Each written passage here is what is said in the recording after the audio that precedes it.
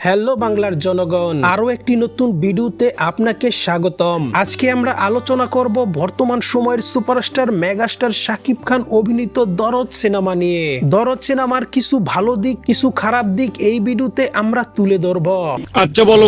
শুরুতেই আমরা দেখব দরদ ছবির ভালো দিক কোনগুলো। এই ছবির ভালো দিক হলো, এই ছবিতে যারাই অভিনয় করেছেন, যে চরিত্রে অভিনয় করেছেন একদমই ফাটিয়ে দিয়েছেন। এই কথা সত্য।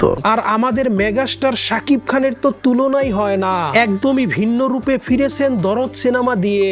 যেমন 2016 সালে ফিরেছিলেন শিকারী ছবি দিয়ে। 2016 সালে আগের ছবিগুলোতে শাকিব খান যেমন ওভার অ্যাক্টিং করেছিল, কিন্তু শিকারী ছবিতে ওভার অ্যাক্টিং করেনি, একদমই সাবলীল অভিনয় করেছিল। হ্যাঁ সত্য। ঠিক তেমনি দরদ ছবিতেও একদমই সাবলীল অভিনয় করেছে শাকিব খান। পারফেক্ট অভিনেতা যাকে বলে, জাত অভিনয় যাকে বলে, সেটাই প্রমাণ করে দিয়েছেন শাকিব খান। তিনি যে সাইকো চরিত্রে অভিনয় করেছেন একদমই ফাটিয়ে দিয়েছেন।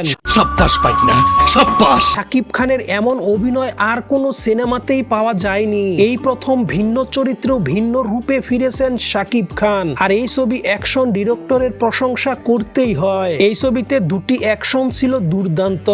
বলিস কি? এই ছবির কালারিংও ছিল দুর্দান্ত। কালারিং, অভিনয়, অ্যাকশনে ফাটিয়ে দিয়েছে দরদ ছবিটি। দরদ ছবির সবকিছুই ছিল পারফেক্ট। তারপরও দর্শক শূন্যতায় ভুগছে দরদ সিনেমা। আগের ছবিগুলোতে যেভাবে দর্শক আমরা দেখতে পেয়েছি, সেই হিসাবে দরদ ছবিতে দর্শক নেই বললেই চলে। এখন আমরা দেখব এই ছবির খারাপ দিকগুলো। আচ্ছা বলো। এই ছবির খারাপ দিক হলো পরিচালকের উল্টাপাল্টা কথা বলা এবং পোস্ট করা। বিভিন্ন সময় তার ফেসবুক পেজে এমন পোস্ট করেছেন যা দর্শকেরা ক্ষিপ্ত হয়ে গেছেন অনন্য মামুনের উপর।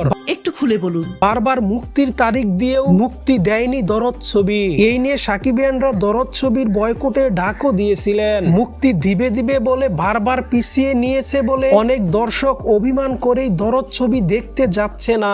হ্যাঁ সত্য। অনেক দর্শকই ক্ষিপ্ত হয়ে বলেছিলেন দরদ ছবিটি বয়কট করলাম, আমরা দরদ সিনেমা দেখবই না। এই কারণে দর্শক শূন্যতায় ভুগছে দরদ ছবি। যেগুলো দর্শক সিনেমা হলে দরদ ছবিটি দেখতে যাচ্ছে, সেগুলো জাত ভক্ত সাকিবিয়ান। এই ছবি ভালো ব্যবসা না করার পিছনে পরিচালক নির্মাতা অনন্য মামুনি দায়ী। কারণ অনন্য মামুনের উপর ক্ষিপ্ত হয়েই অনেক দর্শক দরদ ছবি দেখতে যাচ্ছে না। তবে যারা সিনেমা প্রেমী, তারা এই ছবি দেখে খারাপ বলতে পারবে না, কারণ এই ছবিটি একদমই আলাদা, যা বাংলা সিনেমার ইতিহাসে এরকম ছবি হয়নি। তাই আমি বলবো যারা দরদ ছবি দেখেনি, তারা এখনই দেখে আসুন। আপনাদের বিনোদনের খোরাক মিটাবে দরদ ছবি।